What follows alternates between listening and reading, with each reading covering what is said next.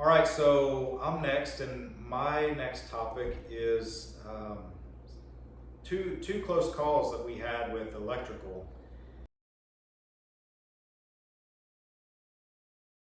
And this was something that we were kind of concerned about from the beginning, and we talked about it multiple times, how we needed to be really careful and safe around electric. I personally I don't like to touch electric. I don't think you really do either, Dad. But our first close call was when we were in preparation for the skirting that was going to go around the cabin, and this was kind of before that winter storm and everything that we had, I think, coming in December or whatever. But we had rented a trencher, and the goal was we were making vertical studs that we would eventually put hardy plank that ran horizontal, and the hardy plank would attach into those vertical studs. Well, we wanted the studs to be pretty solid. So what we did was we ran them from the perimeter joist down, and we put them a couple inches down into the ground, so that it provide that solid backing for the hardy plank. Well, the previous day we had just run with the trencher the electrical line from the well house to the cabin. And we had talked that day about how we needed to be really careful with construction work, and we talked about even like painting the ground where it was, and we didn't do that. But then when we were doing the skirting, or preparing for the skirting, Dad was digging with the trencher a couple inches down into the soil for those studs to rest there. And I remember I was watching him, and I was telling him to go down a little further. I mean, we were probably going down 4 or 5 inches. But right where he was doing it was where that electrical line from the well house was coming up, because we were under the cabin at that point. And so it was coming back up, so it wasn't as deep as we had run it out in the yard. And eventually I remembered that, and I yelled at him to stop, and he was concerned what was going on. And that's when I told him, like, Dad, that electrical line is right here where you're right digging. there. So yeah, that was a really close call. Man, oh man, I remember that bothered me for a few days after we did that. But I went and bought some paint and painted the ground after that, so we wouldn't have any more close calls like that. But then the other one that we had with electrical was me, and this was when we were installing the hardy plank, and it was around the mini split systems outside. And there's an electrical line that runs out to the mini split systems from underneath the cabin. And we had to put a notch in that hardy plank. And I was back there, and I had put the hardy plank there, and I brought it down, and I still don't know exactly what happened, but either the hardy plank was sharp and it cut through the plastic insulation around the electrical line, or it pulled out the electrical line a little bit where it hit kind of that metal box. But anyways, right in front of my face where I'm doing this, there was this big spark, and then a loud boom that occurred, scared the living fire out of me. And this was something we actually did not catch on video. I think 5 minutes before that, I had stopped recording. We don't record everything that happens, because that would be too many videos, and the videos would be extremely long. But we had just missed that. But that was another close call that we had. So guys, if you're out there doing an arch cabin build, or really any build for that matter, be real careful around the electrical work. We could have saved ourselves some heartache if we would have just come in and shut off the breakers, right? It was simple as that. As simple as that. Yeah. But you got to think about it. Yeah. Right. All right, Mom, so you're up. Okay, my next topic is when the cabin was being delivered. We had waited so long for that day to arrive, and it finally arrived. We had all kinds of family here to help with it, and of course, they couldn't drive across the culvert, because this was after The Great Flood. the Yeah, Great we just Flood. talked about, The culvert was a mess, so they couldn't drive across, so they had to unload out there on the pasture. And so they unloaded, and then as they unloaded, the family got together and they carried all these great big huge, the ribs, ribs, the sheet metal, the everything. sheet metal, everything. So they all got together and it was like watching a bunch of little ants carrying. Yeah, and it was not an easy carry It was either, because not. everything had been washed out, so it's kind of a hilly, stumbly mess to get across, to get across all that. The thing of it was, everyone was having fun doing it. I mean, we just made a fun time of it. Everyone got together and each one knew what they were going to do, and they carried across and ended up getting everything over here. Well, I remember one piece, it was the ridge beam. Oh, Do you remember that? that was 32 foot long. Mhm. It was 32 foot long. I don't know what that thing weighs, but we had 8 or 10 people on that, and we were all struggling. Yeah. yes. Yeah. That thing was heavy. And you had to go down and up with it. So they raised their arms up. I mean, they carried it down and then they had to all raise their arms up at certain times Yeah. to get it. Goodness. I Yeah. remember, I think I had indentions or something on my shoulders because the ridge beam has protrusions that the ribs go into, and so it just made it even that much more difficult. That was rough. Yeah. That was rough, but that was an exciting time too. Yeah. To get it over here where they could actually finally start on the cabin. All right, so Dad has run out of topics. He had them all in his head, but we think he might have forgotten one or two. We were telling him to write them down, but that didn't necessarily happen. So I wanted to talk about our bouts with sickness throughout the build process.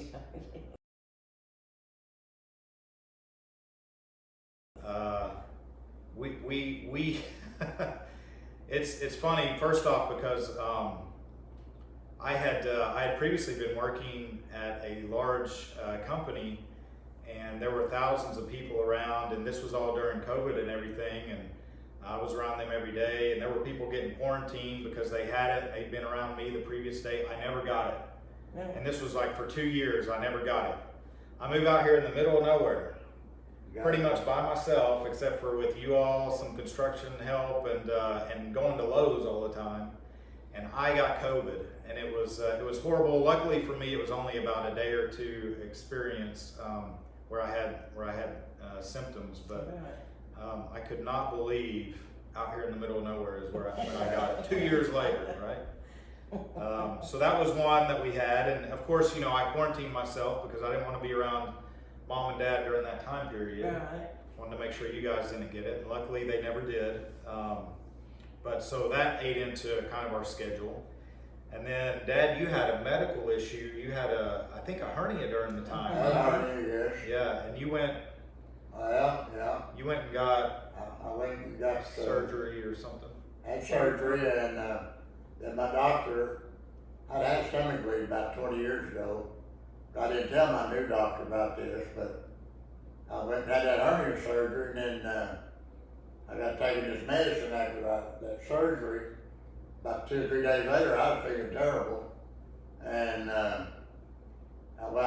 one of those medicines that he gave me Was causing stomach bleeds. I didn't read the side effects. Right. Right on there, my daughter came over and she said, "Oh, Dad, it says right here it's called a stomach bleed." And But it was too late at that point. You ended up in the hospital. I had to go to the hospital. He had to have blood transfusions. It 5 or was an 6. emergency room. I think you were there for 3 days. At Right? least 3 days we were 4 there days, with you. 3 times. So yeah, that was a scary time period because he was not doing good during that time period. And it actually kind of shows up on some of those videos, and that was when we were kind of doing the skirting and stuff. Yeah. You don't look as peppy as you used to be. No, I You knew something were was wrong, feeling bad. but I didn't know what it was. Yep. Yeah, he had previously had 2 stomach bleeds years before this. I remember those. So this was his 3rd time, his 3rd That bout. satisfied a little bit. Yeah. And then- Structure. And then also, we all 3 had the flu at the same time. Yeah. Remember that? Yes. So this was about a week-long process for us to get over this, but we were all with the flu. And so I went to your all's house to stay with you during that time period because we weren't worried about giving it to each other because we all had it. None of us could sleep, you know, we weren't eating good, all this stuff. But I remember that maybe night number 2 or night number 3, I woke up because I couldn't sleep. And so I was going into the living room. I was like, well, I'll just watch some TV or something. And I get in there, and Dad was already in there watching TV. And it's probably like 2 in the morning, you know, so. I don't do that. Yeah, we were having a family reunion at 2 in the morning. And then the last bout with sickness I want to talk about was my fight with Lyme disease that I got from all those ticks when we were doing the plumbing. Lots of ticks. Oh my gosh, I've never in all my life seen ticks like that. And we show it to you in the electrical and plumbing video. But after that, I mean, before that, it was actually worse because I had sprayed with some like all organic, those oils or whatever. And so it had killed off some of them, but they were still everywhere. Yes. But on an average day, at the end of the day, I was pulling off probably 30 of these ticks from me. And they were all around my ankles. And you know, during the videos, you can see where at some point I had started taping. Remember, I was taping my pants down, and I think I had my socks pulled over. It was just a mess. But that was the whole reason for that. Luckily, I know that Lyme disease can be debilitating for people, but I caught it like on day 1 and was able to start an antibiotic treatment, and I think it lasted for 3 or 4 weeks. Yes, it was. But anyways, I do not have any lasting symptoms from that, so that's a good Thank thing. goodness. Yeah. Yes, and I call them seed ticks. Yeah, that was the other thing. Mom and Dad call them seed ticks, or these almost microscopic. And so I didn't think that there was anything concerned about them. And then one day I had started looking, and they're actually called deer ticks. And I think, you know, people just call them seed ticks kind of as a slang. Small, yeah. But deer ticks are the ones that carry Lyme disease. It's a small percentage of them. I think it's 1% or less that actually carry that disease. But you know, if you get one of those, and I think it has to be on you for like 24 or 48 hours, that's when you can catch that. And yours had already started turning red. Yeah, I had a rash. Yeah, that's how I caught it. Yeah. All right, so our final topic, I think, is going to be life on scaffolding. Great. Man. I had no idea, right? No appreciation when we first started this. Yeah. Have you ever been on a scaffold before this? I don't think. I don't think so. I don't think I had. It kind of showed. Yeah. It holding on. White knuckles. No trying to work. Yeah, especially at first, you know, when we were when we raised the walls. Yeah. That was my first time on, and that was scaffolding that we had rented. And I was definitely nervous then, for sure. But as time went on, It got better. Yeah, we were on there daily, so you kind of get used to it, right? He was like a monkey. I became a monkey on scaffolding. But eventually I ended up purchasing my own scaffolding. Yeah.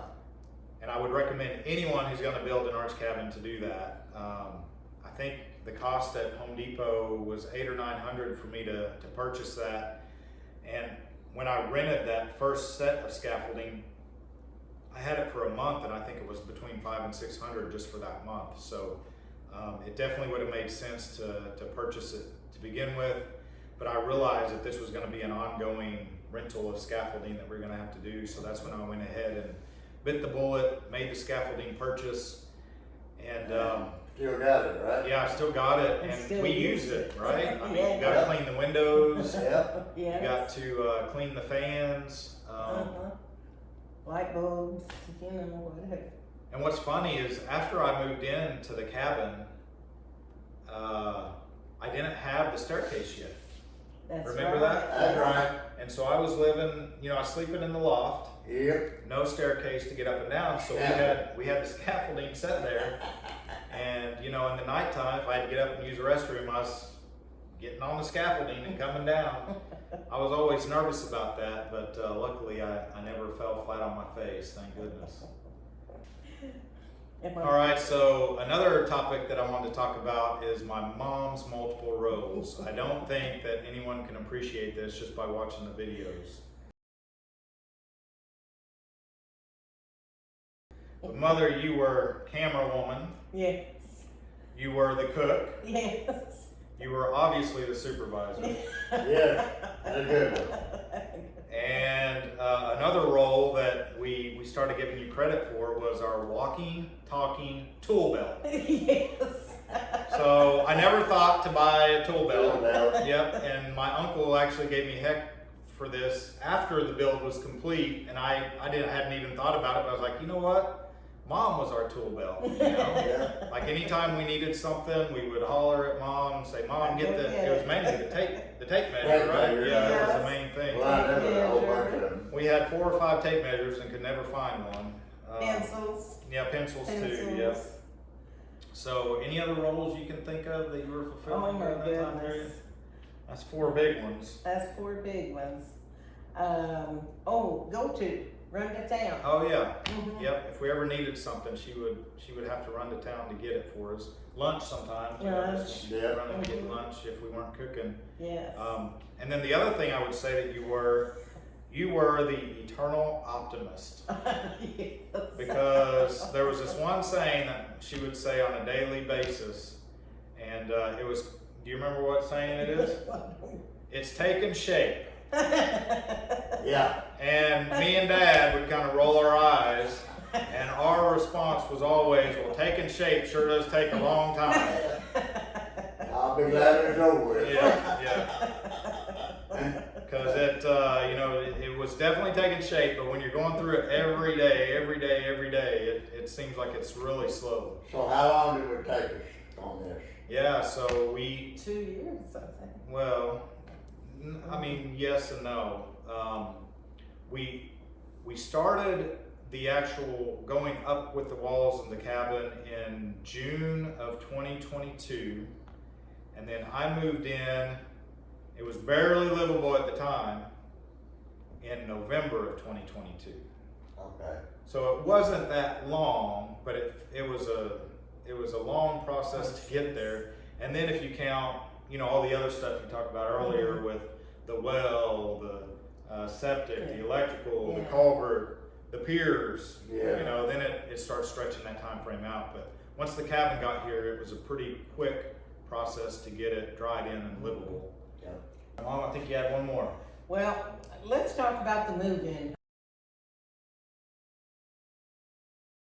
That was a big deal too. That was.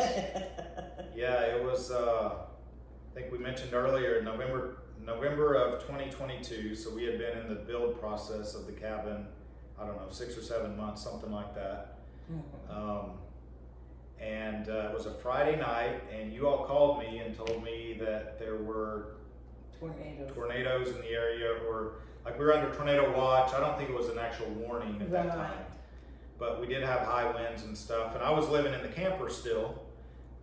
But the cabin itself was dried in. I didn't have a bed here or anything. Of course, no stairs to go up to the loft as we talked about earlier, but I think we kind of all felt best if I would be in the cabin. And so I moved over, I brought over, I think just my mattress from the camper. And that was an ordeal for you getting that mattress up. Well, yeah, I had to get that up in the loft and using scaffolding again. Yeah, once I got here and stayed in, No more camera. yeah, there was no going back. No. And I did have the mini split systems were installed by then. Yes. So I had heat and air. Yeah. I can't remember. I don't think it was cold at that time yet, so I was probably still using the AC. But it was pretty much a functional cabin. I don't think that at that exact point we had I don't think we had like the toilet hooked up yet. No. Or the bathtub. I think I was still going over to the camper to do Okay. that for just a week or two, because obviously once I moved here, then that became the focus to kind of get all Back on that the done. plumbing then. Yeah, we were back on the plumbing. Yeah, the never-ending plumbing saga. Yeah, Take a shot. And you didn't have your stove hooked up yet either, or any of that. No. So I didn't have a kitchen sink either. I think the No. kitchen sink was kind of the last Last thing. plumbing thing that we had to install. Yeah.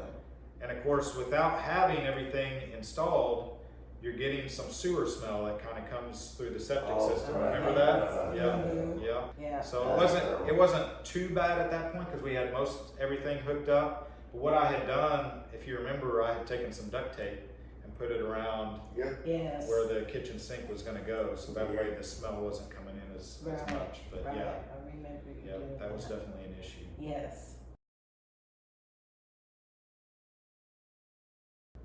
All right, so I want to give a special thanks to all the family, friends, and the local Amish community who helped construct my dream. Well, there's one person I would like to thank that helped us a lot, Hurst and I both, on the carpenter end of it, is Tom, my best friend. Really a lot of help. Yeah, Thanks, Tom. yeah, you guys have been friends for All of our lives, since third grade. 3rd grade. Oh my goodness. Yeah. Wow. Yeah, Yeah, yeah. I've obviously known him my whole life, so. Yes, yeah. Yes. Wow. Yep. Definitely a lot of help, especially there at the early stages, right? When we were, Oh, trying to figure everything out. Yeah. he's a carpenter and he showed up every day to help us with those piers. You remember that? Yeah, I know. Mhm. That is hard work.